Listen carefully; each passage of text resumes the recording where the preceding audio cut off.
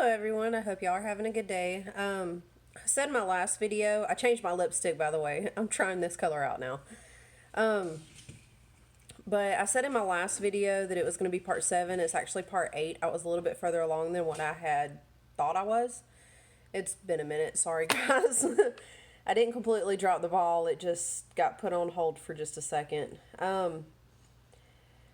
Last I had talked about a friend that I had in middle school, one of my very first friends. I had actually known her from elementary school and basically went over our falling out. During middle school, I made other friends. You know, it didn't take long for me to sit at another table, get another group of friends. But I had a problem, and I would constantly test their loyalty. This particular group, we were all friends. There was, I don't know, 5, 6, 7 of us, 8 of us, 9. It was a pretty large group of friends.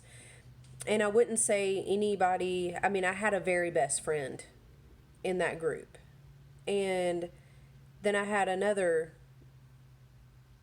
friend that I considered to be right there with the other one. So I had basically two best friends in this group. The rest of the people were just, people, if you were in a class with them, hooray, that was one of your friends. But there was two that I really confided in, two of them that I really trusted. But I didn't know if I could really trust them because I had trusted once before and that trust was broken. And not only was it broken, I was lied about. So I had some big issues. And it's almost like you go in from one relationship to another, and if you've been cheated on one, then you constantly look for all these signs and signals and stuff that the other person's cheating too, whether they're there or not. Or maybe this new person does a particular thing, but it reminds you of something that this other person did when they were actually lying. So that's basically what I was going through, a breakup, but it wasn't it was a friendship breakup. So I would constantly test their loyalty. I would lie to one friend about another, and I would let that friend know, hey, I'm going to tell so and so this about you. Let me know if they come and tell you. So not just me, I think my paranoia, I guess you would call it, or my trust issues went, like, I might have been a bad influence on the other people in this group because they would do the same thing. So once I started doing this, then they were just like, oh, well, let me test this person. I'm going to say this about you, and you let me know what they say to you if they say anything. So in this group, me and two particular individuals, which I will never forget. One of them I recently got back in contact with. The other one I've been in contact with for a few years now. And nobody, they say that you'll only have a handful of friends in your lifetime, and these two people are one of those. We aren't as close as we were because I ended up moving, but if they were two people to search out on this earth, they would be two people. And there's a couple more, but during this time in my life, there's only two. So we would do that to where we would test the other individuals of the group. So we would say, oh, well, she's more loyal to you than she is to me, or, vice versa. And if they would fail the test, then we knew that we couldn't trust them with bigger issues, and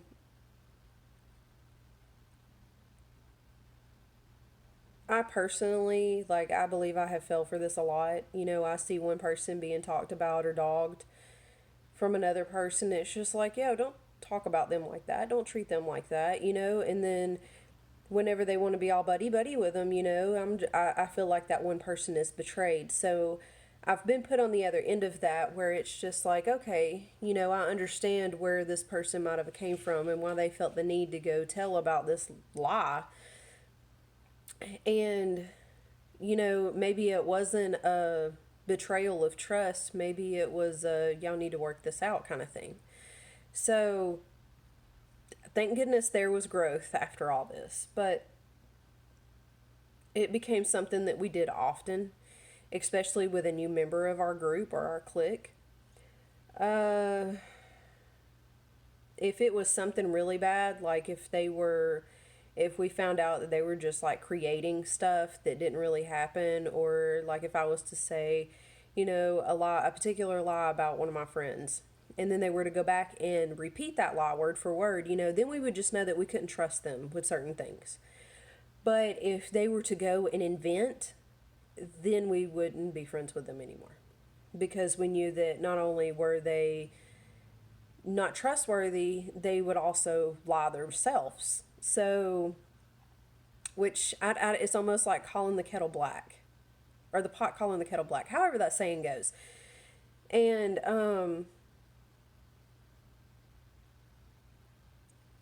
but after all this, some time passed. There was a girl that I rode on the bus with, and we had kind of our falling outs off and on. There was a particular girl that both of us were friends with, and we were basically both competing over this who's going to be her best friend kind of thing, and I ended up winning. So she ended up, not liking me so much after that.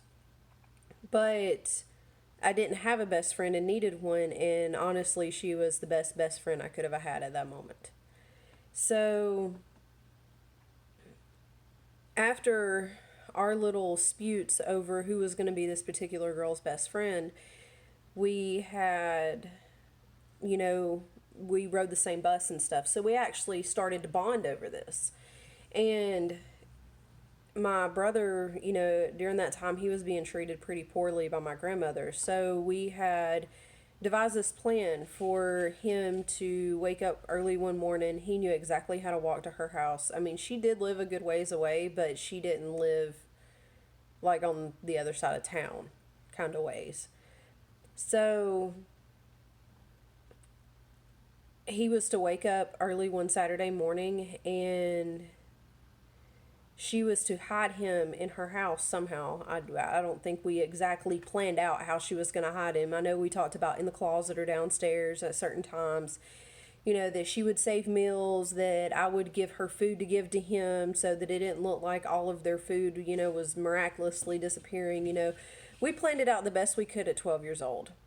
And we were 12 years old. We could only plan out as far as a 12-year-old could see.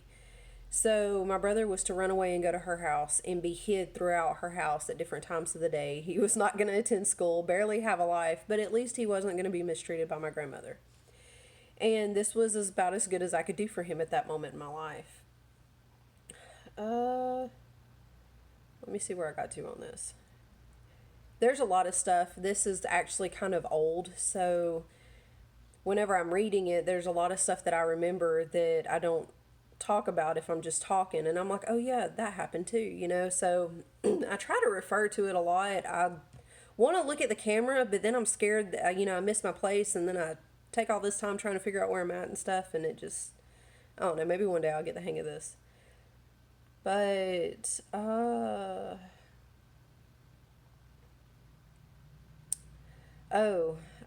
around 10:30 in the morning, her parents found him. And around that time, that's whenever my grandmother was notified. Hold on.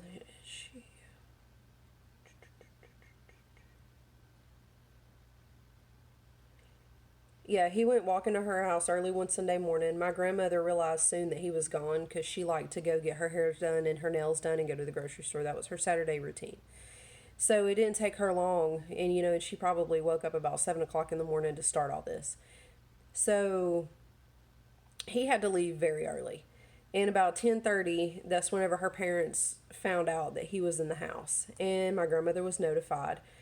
Everybody was mad. Like her kids came over, and they were just like, oh my goodness, anytime there was anything that happened with us, the whole family got together to discuss it, which was usually pretty embarrassing. But, now I understand, stuff happens with my kids, and I want more than one person's opinion on it because I want to be able to have options to weigh.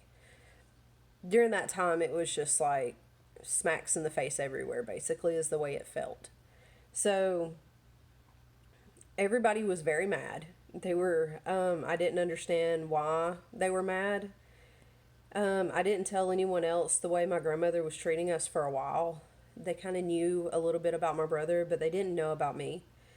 I didn't see the problem with my brother choosing to live somewhere else, but everyone else did.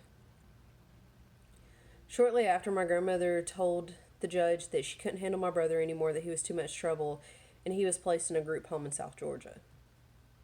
I went to go see him a couple times there. While on one visit, we had a small window to of time to talk without adults being present. I asked him if he was better there than back at home, and he said yes. Um, it was a big relief that he was no longer being punished unfairly or made to do a lot of manual labor. It wasn't long until I was told my brother and I couldn't have contact anymore. I was told it was for his therapy, that he was sick like my dad, and that they're trying to fix him. My grandmother told me that I was part of his trigger, and that's why nothing she did to fix him ever worked. My grandmother told me, oh, hold on. Maybe if she had just gotten custody of him, things would have worked out better for him. I was so confused at this point. I didn't understand I didn't understand what she ever did to fix him. It seemed like all she ever did was badger him, belittle him, beat him. So I was very, very confused, and I was almost angry because I felt like my grandmother had a part of me not being able to talk to my brother anymore. If he would have been able to go live with my friend, then I would have been able to see him. I would have been able to talk to him. There would have been things. And now that there was grown-ups involved, I was no longer allowed to have any contact with my brother.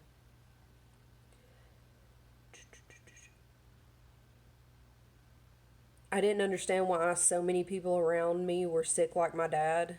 But they were being sent off, but they weren't being sent off to get better.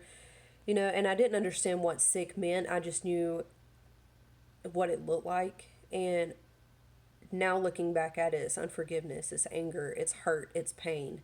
That was the sick. And we all have it, So that was the reason why I could see it everywhere. And even as a little kid, I could see my dad's anger, his pain, his hurt.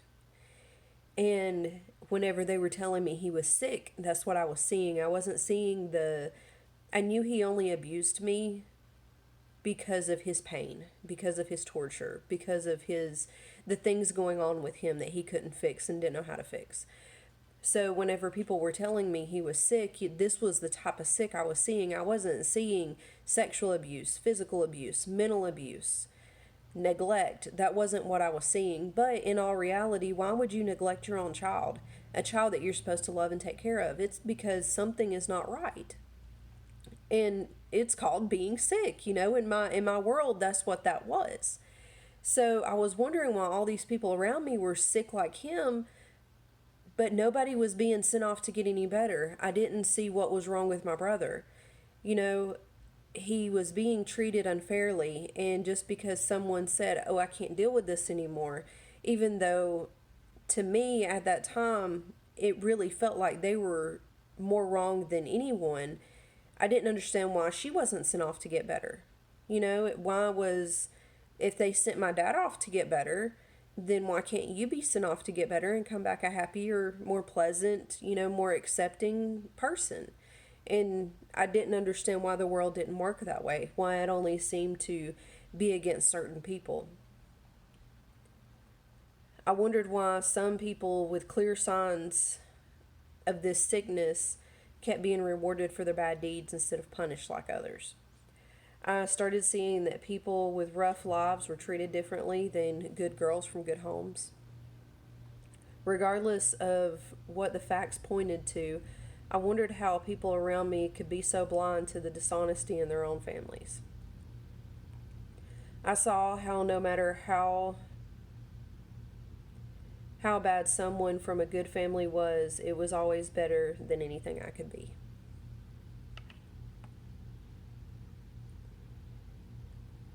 Since my brother was gone, my grandmother started turning to me more and more to take out her anger. She was a small, older woman. During this time, she was in her 60s. So she was only 4'11", so she wasn't very big at all.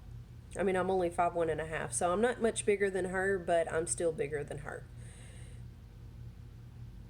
I could have easily overpowered her, but something in me just wouldn't let me.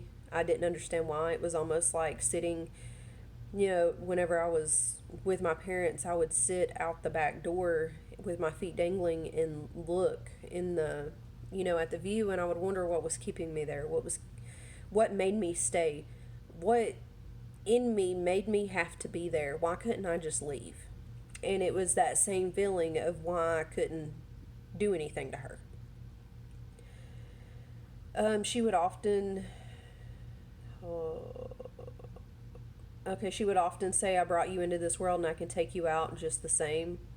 It makes no difference to me. She claimed that this was a statement that my aunt would use with her children when they wouldn't listen to her. One day she was standing in the kitchen and glanced over and noticed, and I glanced over and noticed she was irritated. I was watching the cartoons with the other children that she babysat in the living room.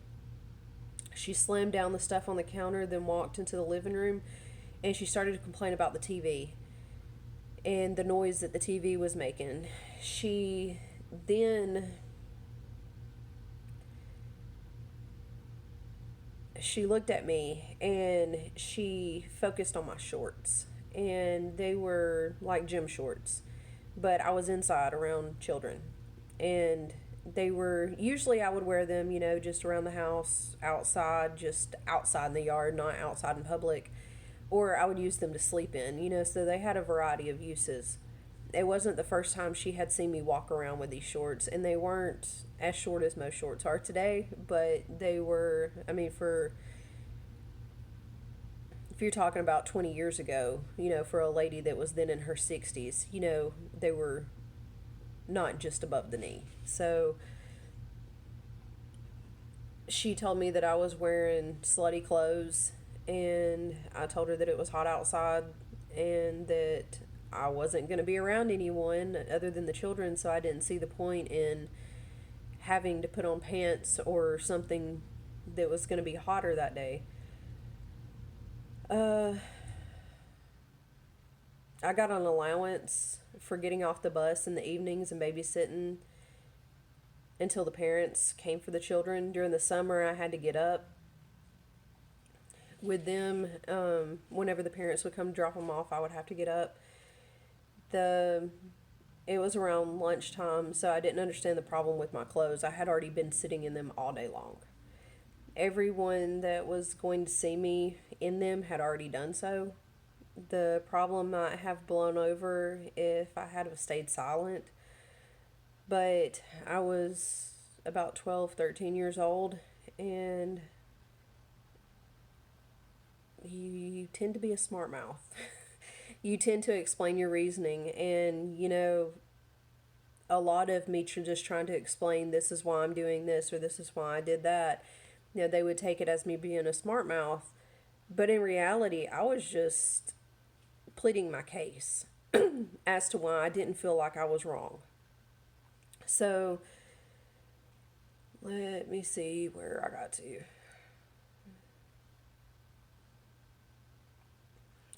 She said I was being a smartass for and stated for stating the facts.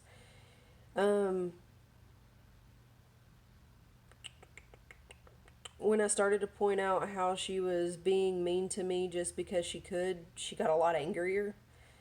And I tried to explain to her she was sick like my dad. That really just blew it.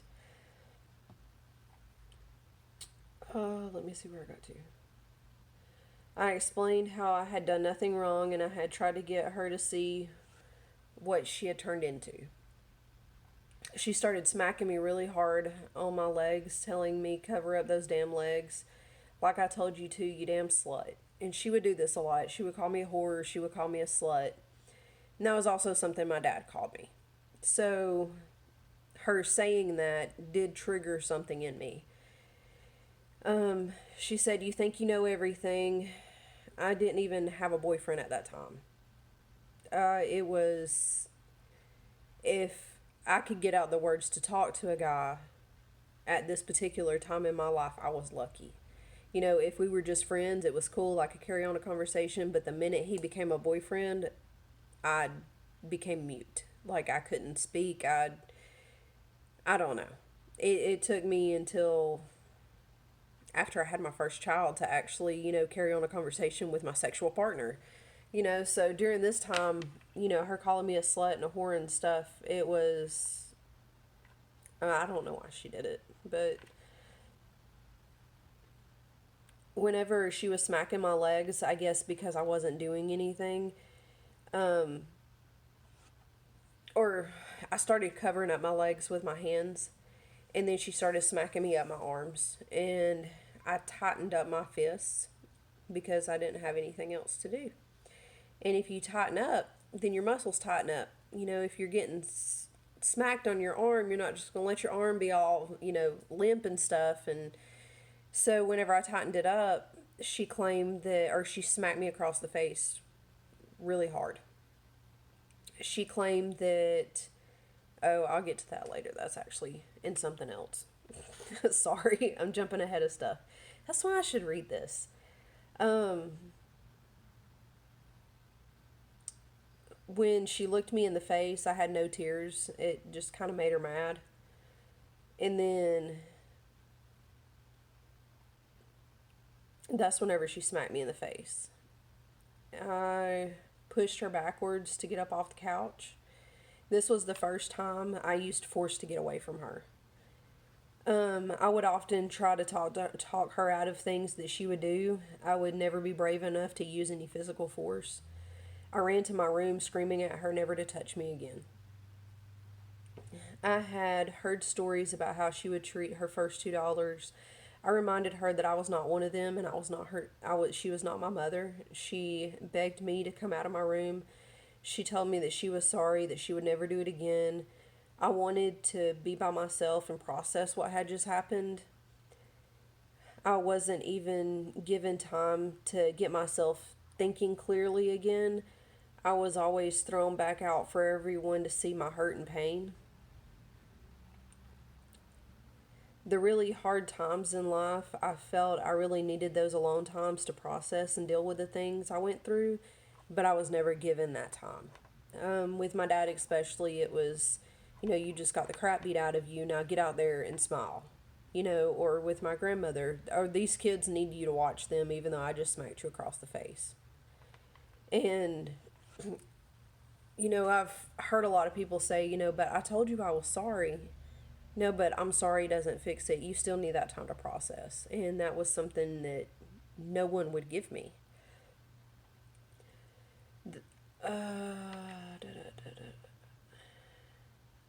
Those times were usually the times where I felt like I was paraded around for everyone to look at. I hated feeling the eyes of everyone on me. Since I didn't come out of my room upon her request, she came in. She demanded that I go back and watch the children. Whoops. That just went the wrong way.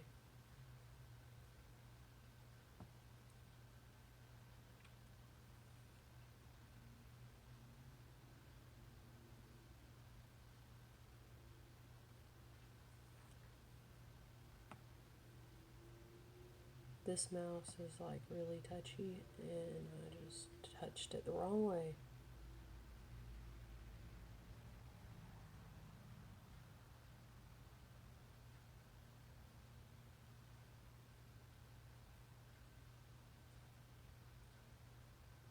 I found it. Alright.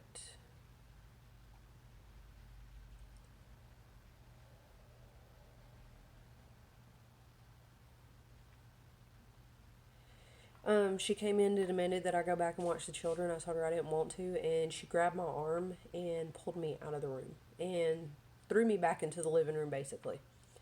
She told me to stop acting ridiculous, that I was scaring the children. I didn't want to scare anyone or be disobedient, but I needed that alone time. Uh, when I told my therapist about this incident, she didn't believe me. She told me, come on, mouse.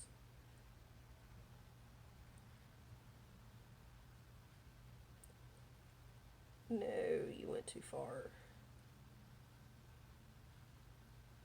All right. She told me that she had just spoken with my grandmother. My grandmother didn't mention it. And she felt that my grandmother would have mentioned something, like that if it had happened. She said if it was the truth, that I wouldn't have a problem repeating it in front of my grandmother. So I told her I didn't have a problem, but I did.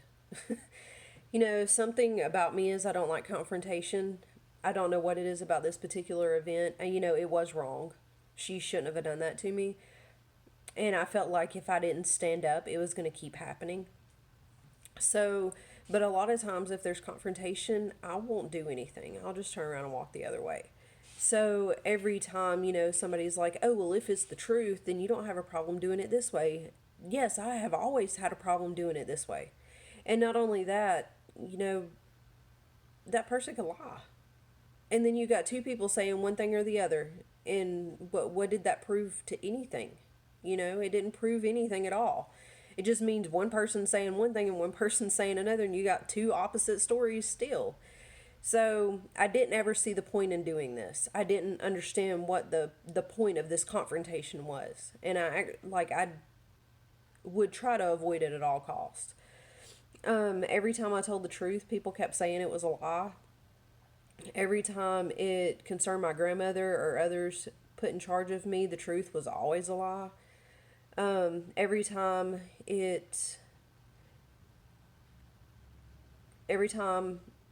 afterwards, I always got punished for the lie. That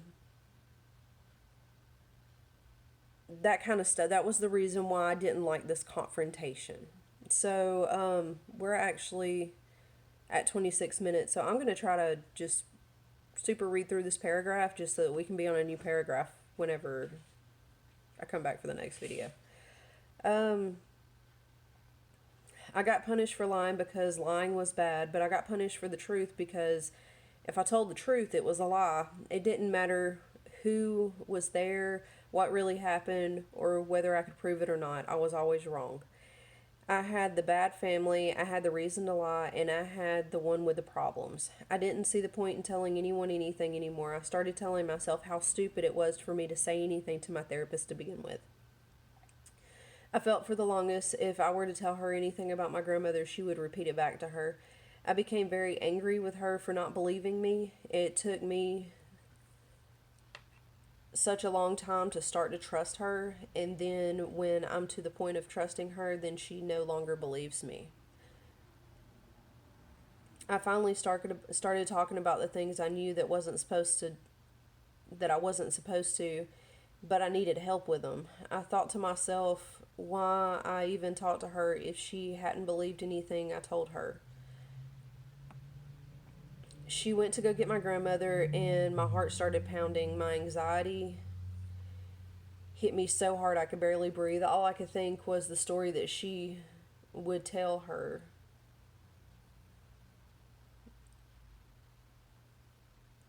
And what she would go back to tell her children. And then they would come over to the house later, taking turns screaming at me for lying about their mother. As she sat there, as she set my grandmother down, she told me to tell her again what I had just told her. When I started to tell the therapist what happened, my grandmother started to cry. She told the therapist she apologized and that she thought we had moved past it. The therapist told her not to strike me in the face anymore. She claimed that she had only did so because she thought that I was going to hit her. I explained how this was a lie to the therapist, how if I was holding children, she was supposed to be babysitting while this was taking place. How could I have hit her? My grandmother started to cry even louder. The therapist said that that would be enough and that she could return to the lobby. On the way home, my grandmother made a remark about how I just had to go tell someone. I was always trying to accuse someone of abusing me. Around this time, I had broken my wrist and started to have back trouble from the ruthless beatings in my back from my dad. Some tests were done, and I was told that my lower back was in bad shape. I had the print of a head of a hammer on my hip bone from my dad hitting me with a hammer. The space between my discs looked as if I was in my 50s. They told me I would never have children. I wouldn't carry it full term if I did, because my body wouldn't be able to handle it. So I'm going to end here. We're at 30 minutes. So sorry I wasn't paying attention. I will catch y'all next time on the rest of this. Bye.